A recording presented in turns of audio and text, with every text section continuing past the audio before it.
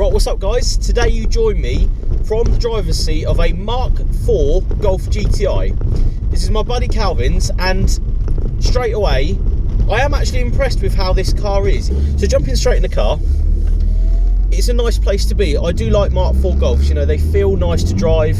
They're always nice to sort of sit in and be in. So I've already been told that the turbo on this car is a little bit hit and miss at the moment. It is being replaced by a KO3S hybrid turbo, freshly rebuilt, so that should be quite awesome to jump in this after that's had that done. At the moment it's still running the normal one, the standard one that came out with the factory.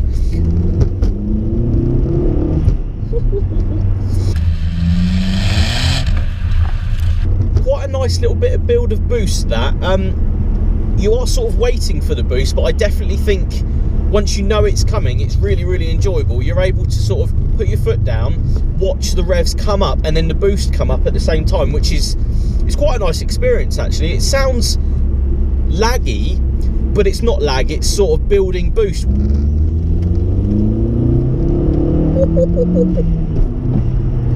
Very nice. I do like the build of boost. I like that, you know, you can sort of get to grips with when the power's coming in. Not a lot of torque steer either, except for then. It seems very grippy. It seems very happy with what it's doing. It's only the road surface really and cold weather that you would sort of feel a little bit of a difference in how the car really performs. It's just a build a boost I like. You sort of come to 3,000 revs, put your foot down, and there's the power. It's there. Into the next gear, your power is there. So I'm really impressed with that. I really am. So as I'm sat waiting at this junction, I'll tell you about what modifications have been done to this. Well, it's got a Jabbasport Stage 2 remap, which runs around 220-230 brake horsepower. It's got a front mount intercooler. It's got a cat blue flame centre section to back box, and it's also got a set of coilovers on it.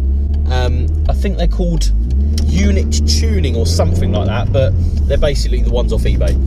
They actually are quite good on this, I think. I've been in many cars with, you know, JOM coilovers and stuff like that, and this one has probably got the best ride that I've been in.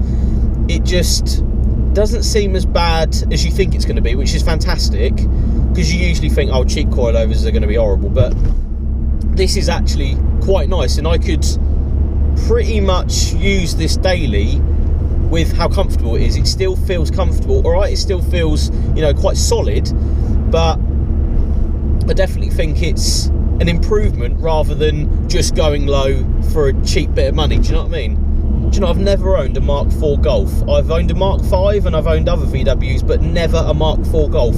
The only reason is I like to buy stuff that's a little bit different. So obviously there's a lot of these on the road these days, and they're relatively cheap again. You know, you can buy them for next to nothing these days, and I like the fact that it's been, you know, modified in a good way. You know, it hasn't been gone crazy, it hasn't got crazy power or anything, but it's just been done right, which is, that's exactly what you want in a car like this that you have to use every day.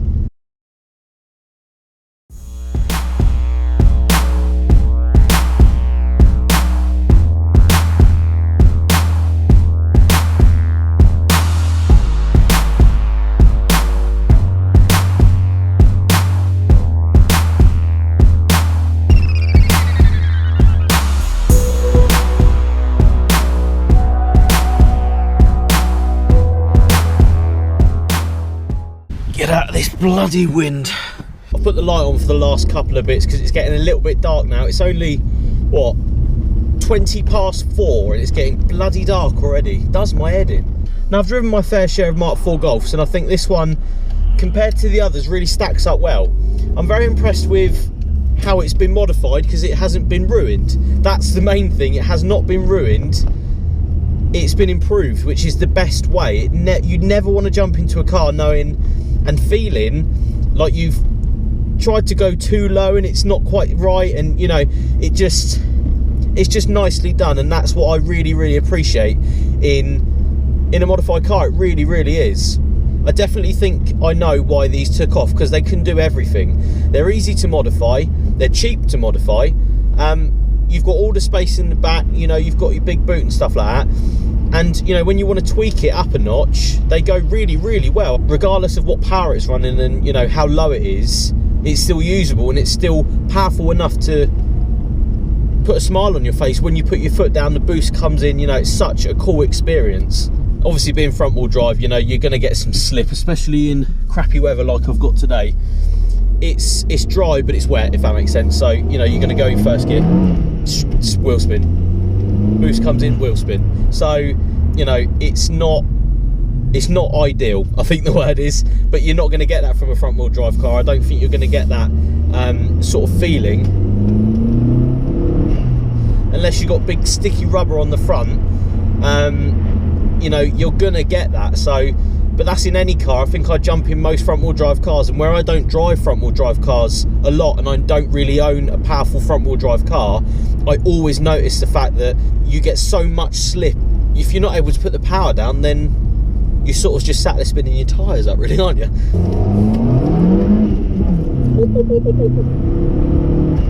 And with what's been done to this car, is exactly how you would want it to be. It's not as much power, so you're going to put you in a hedge or anything, and it's not as uncomfortable, so you're, you know, constantly worrying about the front being too low, the wheels being too wide, you know, and you're not being able to take it to a multi-storey car park or whatever. So that is a really, really good point to me. Tell me what you think on the Mark IV Golf. Obviously, there is a lot of them out there, and every single one is differently done. And, you know, there is, I would say, a generic way to modify these, which is, you know, a front mount and a dump valve and a remap. But I think if it's done properly like this one, then you're on to a winner at the end of the day, and they're cheap enough for you to do it too. You know, you're not as expensive as some other cars to get this much brake horsepower out of. Make sure you like and subscribe, and I'll see you on the next one. Cheers.